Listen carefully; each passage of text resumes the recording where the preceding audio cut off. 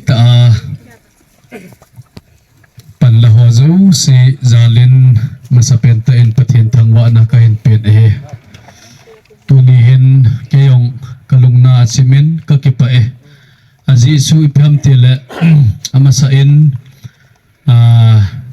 hilanga galdot pros langa ho zan dap noya dap athu ho kazan kay numta kai mut god wangin kai muthei poen heji sun hoina angol tawna ka kovin angol tawna huwa zo se koma nangin zale dap na sa na chanu na sa pan dap asa azong la na tho do a pun adai jaja na thu pi hen men zan dap asa teng la ki thu be di nei lo he katin chuna kanejin ho bung sunga pun som liwal phat ma sa chun khatri ahung kithain chole ho bung mi te ho hung zo lo hon jong thei tu hen lang ne thei jong la pi thei chan chuan pi ven hicha kun chun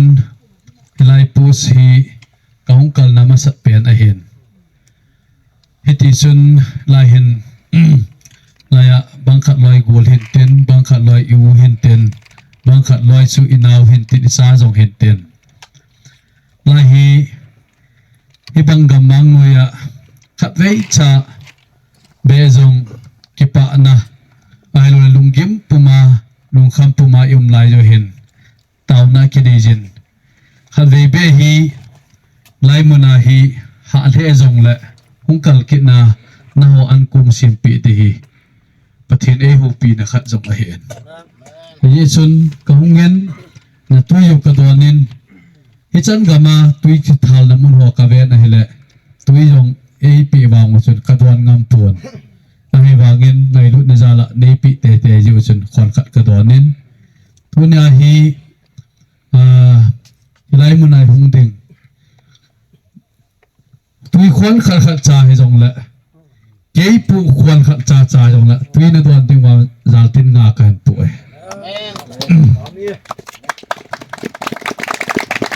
ji chu kulanga hu lai ai hon tui ki thala ki mo don jing hen nama dinga lin ta ta na to wan na en langa chu filter ki bol aro ki bol kit atui tui ki don hen tui don jong la na ki gel do wa zan i mut on na ki gel do hen chule tuni hen khave khunga kunen noipa oipu michael ko message advance christmas iman du he icha hi nielecha miau aki hipoi e jong la ngai lut na avai cha ngai pui na ngai lut na vai cha ngai lo he ichi hi ki het du hen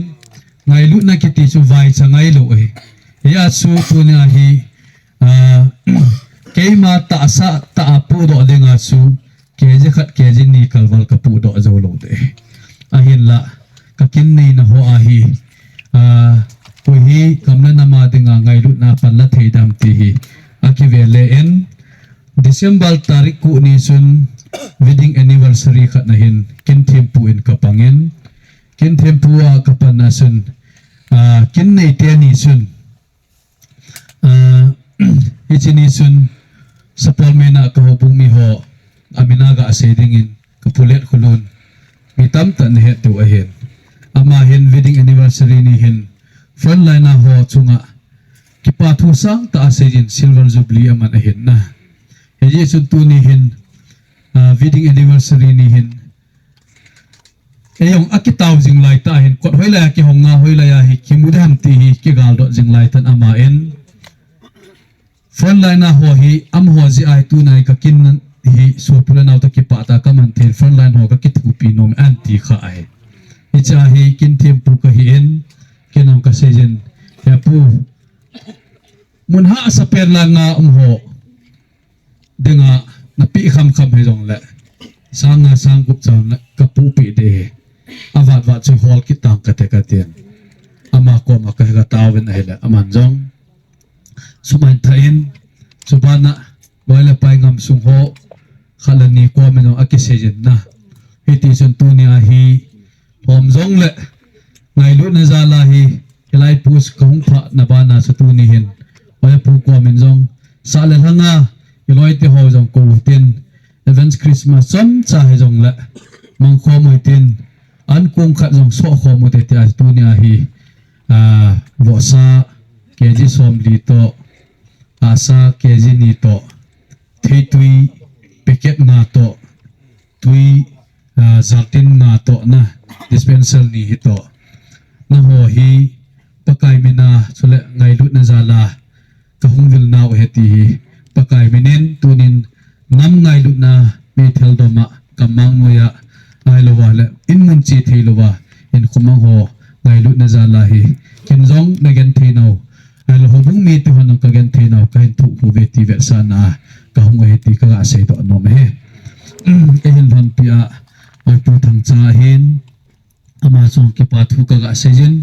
tuni hin Christmas na hu in muna na in sum muna na hung man thei ta lo de hi he jong la tu nya hin ke hi pastor Mangcha ka hin he jong la tu ni hin ka pastor pa wit hung vele ta na kila adwin pa kai min ka tim no men so le wa choi lai sa ilhawa isa uhin hobung mi te hon jong hung vele ta na kila awa e ho ikilung mon de heti ka sei do no be lei sit chung hi dei kip la na gam hin tu na jong i dei imunai povin ekim nai poin he jong la tu ni hin wa noi mi te hoin a dei khat su aki hol the umin aki mu the umin aki lo the umin a hin la al ilo the lo e ho tha na le hau na wanga chi na wanga ki mu the lo pakai Jesu Christan bo e pi the tun sot hin na ichan the na dingwa wa na ipau pathenin e ho e vet wa e lung sit lai ta wa e ho ikilo do the lo tun sot hin na pa su ichan the na dingwa su chapa ni jong anei pun chapa thum jong anei pun chanu jong anei pun chapa chang khat se anein Jesu Christa ama chu nang la kejin hin nai ne ya tun sot na dinga leisit na jong hin na enei thina dinga hi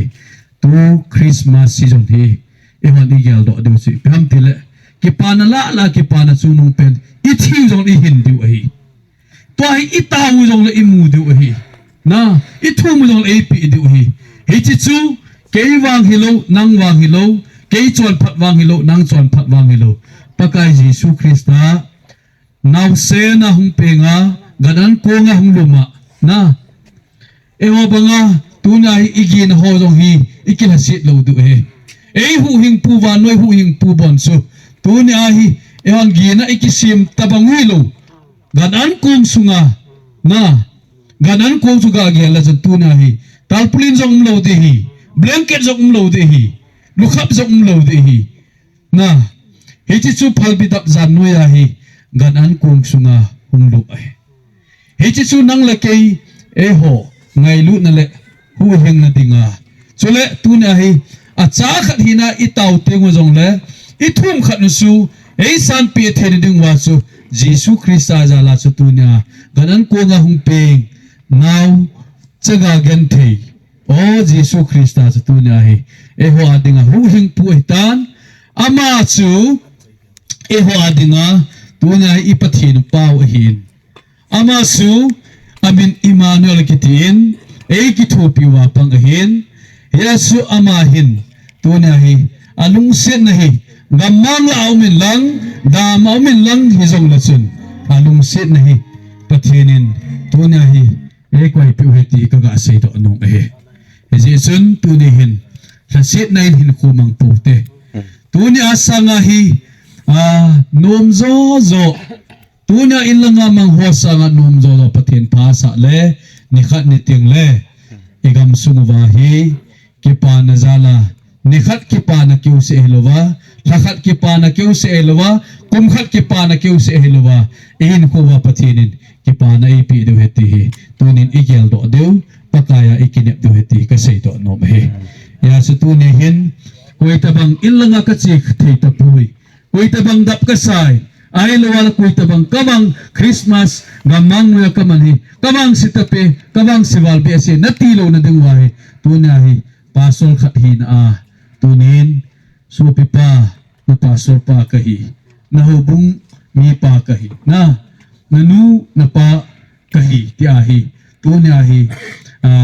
gamla ahi luwa hele mulsung khosung hi ta jong la tu ni ahi Christmas kahung man piwa na ho adinga tau pi dinga na ho Tilkhou dinga kahung hi bove ti chu kaga sei do nomen pathin chamna leng pa chun na lung thim sungwa chamna na khumpi halang ama hi lungmo na pithe pathin hin lungmo na pe halang ama hi melma aku na ai hu do pathin hin pathin melma aku na ai hu do zingu pathin chun na ho hin ko na nung na mau na zit na veya melma aku nin pathin na hu do halang ama hi ngai chat pithe pathin hi ji chun tuna igen thei lo nau I ha sat lo nau ai lo wale dap isa lo nau I keng kham lo nau I ur salun lo na ho hi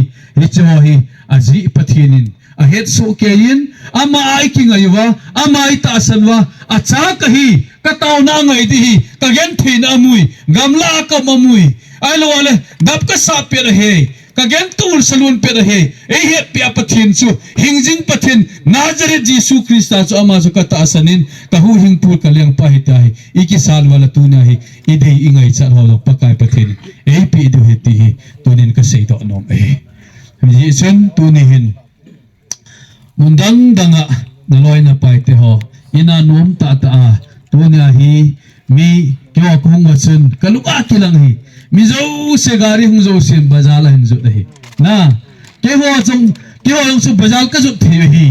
bazal langa ka kile hi suwa bazal jong num ta ka kai thi jo hi bazal kai ni hi mi tam tan bazal num ta azo la ya hi ilung mina hi chu ho chu kilan sa luwa bazal sanga hi chi thinghanga gamang nuya dap sa adu angai cha jong awuzong anawzong anuzong apazong azizong achazong mulo ho he kalung mi dawakan koiwa mi zo sen noila azut layai na ho kom hung ki zo na he hichita pangchu te ka thi chu hi poi tunin pathin eivet dan hi vet te ngai le pathin eivet dan hi tuna hi I hoizi I hauzi I phatzi I chi ji wa pathin eivet diule koi ma cha sat thi pove ke dong sat thi ka hi poi na ahilla John Seed Hingle at Hasam Hat Low.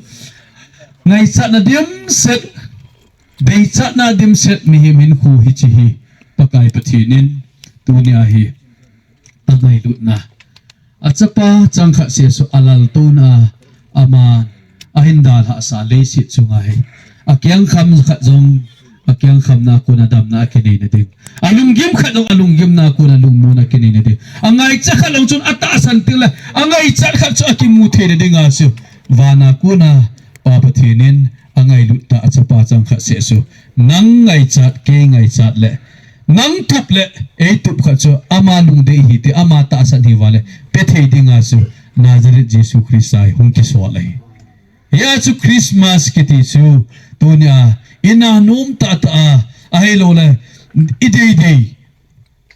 kibola kicho asu Christmas ay puy gentay ta umjong lewhan ha satan umjong lewhan tunin pakay Jesu Christa ay kapathin ding kakouting la eihung ding kagentay na ehu do ding kangaytsa na panpina katumting la e panpidinga pakay Jesu Christa hi leyahi kaya dinga hong kiswal hitihi itaasanuwa pakaya ikisunuwa amahi hinna initiw pahe tuniin volunteer ho ahen namsipay ho zo silong la pakay minin kain tiem vong lehe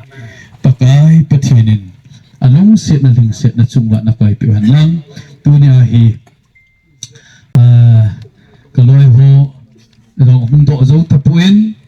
Christmas di kunin mi zo se boyen na rong la kay mahi tunin sumlapay chang khat chang ni hintu ho la Ei mata kipi do na kham khama tilung ki bol ho he azau tingle an kulung an chang do hung ki pu do he pui na ho an chang hung ki naya itia hi I bol kham hi pakai minin ki bol han ti asu ka hung hi an kung ini ate mo jong la ki paten in munuwa na an Christmas an ini ebanga ne kho mo te na ilamu wa ikumunwa len kho mo na ilam kho bang wasun ilam bang wasun anjong hi ne kho mo te ti hong ke pokham kami tuita ini awai gi pa pi wa idam pi thi ni dingun ini de ho pathen pathe bo han lang ke ma in ichlai posi iti a ka hong ki jong ka sei thei poi na pathen phasa la ka hong ki de hi eke mu ki de hi tauna ka hindal jingove lung neu hi uven na me he te pathen pe ho pathen te the hi poi e ho a hi ita asaw hin na pompio pathen acho do hi ta ja ama hi wale tuna hi pathenin ama hi na wa angai cha chu acha te e pi de ti ka sei do nomen e ji chu tunin ium namun cha khat ve bol banga i khot no idi mo ko ki no ten pakai menin kin na ho adingin taw na hin mang ka te na taw na khat ve na hin mang te na khot na dip chi o ke ko ki non lang ke man pathen henga taw na hin mang ka te ngay lu na sang pen e ngay lu hat sung Emmanuel hingzing ka pau pathen pakai nei lung set naw le nei ngay lu naw ko tu na dem set nang nei chan sa zalun pakai chon si thiding ta sa le awamang sa pathen nang nei ngay lu naw zalin tunin na chapa Jesu Christa zala tunin Jesu Christa hin nakane jiwa Christa zala kipa gamla hi zong la pakai nang ma lung mo na kanai thi ta jiun ka kipa namin ka thang wa wa nahi amen wo pathi wo pakai tunin hichi gamang ya kaum lai ta jingun zong pathin lung mo na nei thi nai lo ho le kipa na di ta chang thei nai lo ho zong pakai am kha le nangin na ho pi dingin nahi nga kataw pu nahi amen nang ma chu hin na ka ne yuwa nang nei cho do hi tai ti ka het chin tim le hoi lai mu na amzong la pakai nang nei din pi diu nang a ko na lung mo na ka nei diu hi pakai hi jen tu ni hin hapa nang in jong wa na lal to na hin dal ha in Jesu leya wa noi mi te ke ho hu hing na dingin ke ho pan pi dingin ke ho ngai lu na musa dingin ke ho ki thu pi dingin pakai leya gan thei tan gan an kunga nong lumin ahi tunin jong pakai ke hon jong pathin ngai lu na ki ti chu am thim thei pon akipat do zo bovit ahi hi ja ju tunai ngai lu na lung thim hi pathin na cha ten anei tingle ki pat do a na to thil bol anei ji hi tunin jong pakai gamle nam ngai lu na kitio nang ma ngai lu na nei loin paka anei thilo ai he je chun paka nang ma ngai lu na nei zala tuni azia cha anu pa ulana hindal ha pathin gam noya thing noya pakai hin khomang ho tunin pathin keiman kahung vilin pakai Pithei macha alung mo na diu ka nei pui pakai lung mo na nei pa pathin nangin lung mo na pi chi a thamo na nei pa pakai nang man thamo na pi chi a tha na nei pa in tha na pi chi a dam thei na nei pan dam thei na pi chi dingin na henga ka tau pi kin na he wo pakai na hagaw thing pi na sun le zana pakai nangin pi lang mel ma to kibai tu dinga vai kon tingol pakai ahim na thel ho zong am ho zong pakai na tha na musat lang din pin lang ahim na thel ho nangin pa thei bon lang mit chi na lung thim chi na khotha na keng tha na pakai thal hing sen nangin hasam lo hila pan pia na ki thu pi dingin na henga ka taw na he pakai na cha te nang ma ka ta sanawin nang ma ki ngai ka hiwin nang ma ho ka hi jiu chun tunin pakai mel ma te masanga pakai nangin nei su zum lo dingun na henga ka taw na he pakai Jesu Krista wano ya na hung pen hi ke ho ka ngai cha do peding le ke ho pan peding le ke ho hu hing dinga na hung pen hi pakai tunin nam sipai ho zong sino hi chi pakai Jesu Krista hung pen hi ke ma hu hing ding ke ma pan peding ke ma dam sa ding ke ma ki thu pedinga pakai Jesu Krista hung pen hi tik agyal do wa pakai na nga kuna lungmo na di ta chan chi thi na dingun jong na hinga ka taw pi kin na hi hagaw thingin apos zosiu nangin pathe buin alup na zosiu nangin pathe buin apakai adin na to na hozong anewa le pi hozong pakai dam thina pan chi thina dingin nangin pathe buin lang na thil sem sun la zar ho huila ni sa hozong dai tu hozong adam pi thina dingun jong na hing ka taw na hi amen tunin